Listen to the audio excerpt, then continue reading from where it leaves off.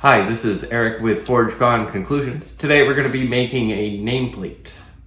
Our nameplate's going to have this box chain here, and we've got some 22 gauge continuum silver flat stock. So we're going to be using our engraving machine and making the design and printing that out, and then we'll do all the cutting.